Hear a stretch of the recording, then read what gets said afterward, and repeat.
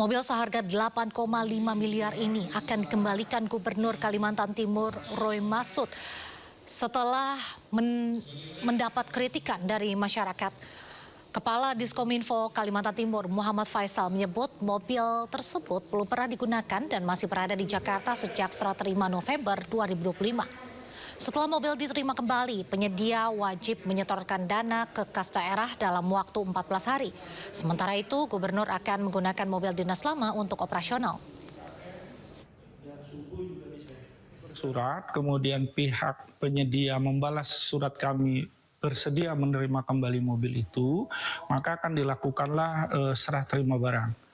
Berarti ada berita acara serah terima barang. Insya Allah akan dilaksanakan nanti 1-2 hari ini di Jakarta. Setelah BAST selesai, baru pihak penyedia berkewajiban maksimal 14 hari untuk mengembalikan dana seperti semula ke kas daerah.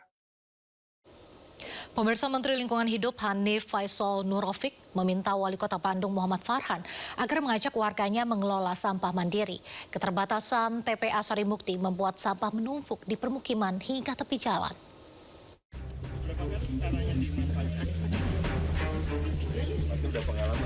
Menteri Lingkungan Hidup Hanif Faisal Nurofik mengunjungi sejumlah titik pengolahan sampah berbasis masyarakat di Bandung, Jawa Barat. Pengolahan sampah ini dijalankan melalui program perekrutan petugas pemilah dan pengolah sampah atau GASLAH di tingkat kewilayahan. Hanif menegaskan, Kota Bandung menjadi salah satu daerah yang jadi perhatian Presiden Prabowo dalam persoalan sampah. Hanif meminta Wali Kota Bandung Muhammad Farhan agar mengajak warganya mengelola sampah mandiri. Secara beriringan dan simultan, saya sangat berharap Pak Wali Kota segera melakukan penekanan untuk seluruh pemilik kawasan agar menyelesaikan sampahnya sendiri. Misal pasar harus selesai sendiri, kemudian mall ataupun terminal ataupun stasiun semuanya wajib menyelesaikan sampahnya sendiri. Maka dua hal ini harus beriringan, mulai sosialisasi, edukasi dan komunikasi terus-menerus seperti yang dibangun Bapak Wali Kota di sini. Keterbatasan TPA Sarimukti membuat sampah menumpuk di permukiman hingga tepi jalan. Kondisi ini sangat mengganggu warga. Dari Bandung, Jawa Barat, Billy Maulana Fingran, iNews melaporkan.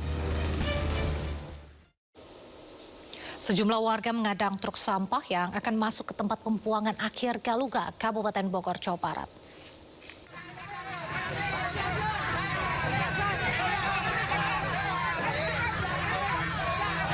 Sejumlah warga mengadang truk sampah yang akan masuk ke tempat pembuangan akhir Galuga, Kabupaten Bogor, Jawa Barat.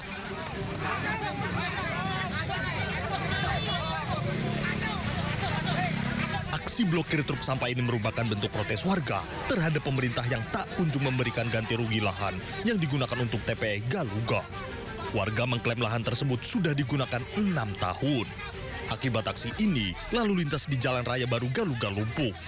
Aparat kepolisian dan TNI pun melakukan rekayasa dengan mengalihkan arus lalu lintas dari arah Bogor menuju Lewiliang dan arah sebaliknya. Dari Bogor, Jawa Barat, Wildan Hidayat, iNews melaporkan.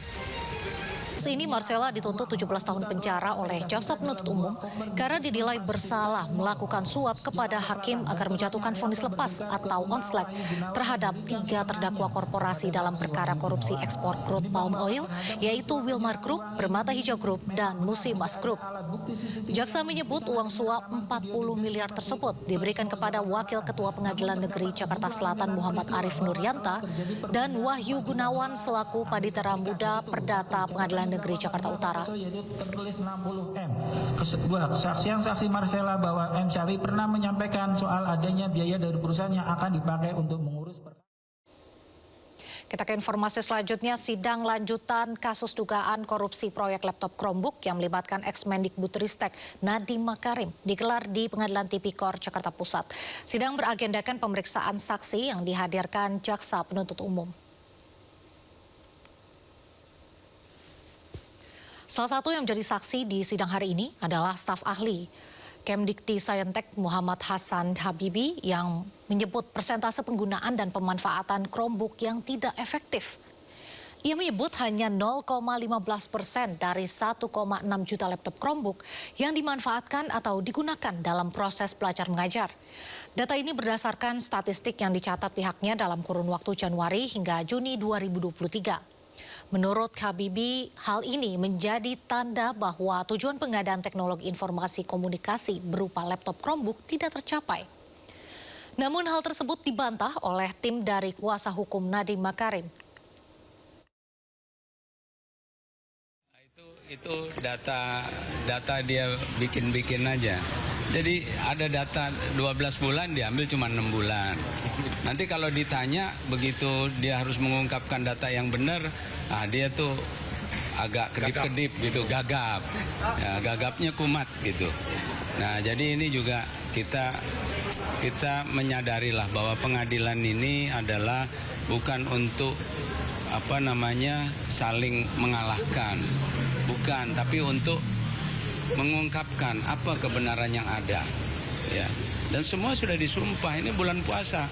Setan itu bulan puasa dibelenggu. Gitu. Jadi kalau ada hal-hal yang zolim, ya siapa yang jadi setan itu? Nah, jadi sudah jelas tidak ada kemahalan tadi. Range harga, walaupun dia mencoba mengelak kiri kanan nggak mau menjawab. Akhirnya dia menjawab tidak ada kemahalan. Efektivitas, walaupun dia mencoba dikasih data yang kurang, akhirnya karena Tuhan memberikan rahmatnya sebelum buka ini, dibuka tuh oleh Tuhan data yang benarnya. Nggak bisa mengelak juga dia bahwa penggunaan Chrome berdasarkan dashboard yang resmi sudah sangat efektif. Ya. Sudah diaudit. AKM bisa. Guru pakai 58%, murid pakai 55%. Kita beralih ke kasus lain pemirsa, sidang pra-peradilan yang diajukan mantan Menteri Agama Yakut Khalil Qomas digelar hari ini. Sidang sempat ditunda pekan lalu atas permintaan KPK. Pra-peradilan yang diajukan Yakut berkaitan dengan penetapannya sebagai tersangka oleh Komisi Pemberantasan Korupsi dalam kasus dugaan korupsi kuota ibadah haji tambahan yang diselenggarakan Kemenak tahun 2023-2024. Sementara itu pihak KPK menyebut akan menghormati sidang pra-peradilan yang diajukan tersangka. Sebelumnya pada 8 Januari lalu KPK menetapkan Yakut Khalil Qomas dan mantan staf khusus Menak Isfah Abdillah Aziz alias Gus Alex sebagai tersangka.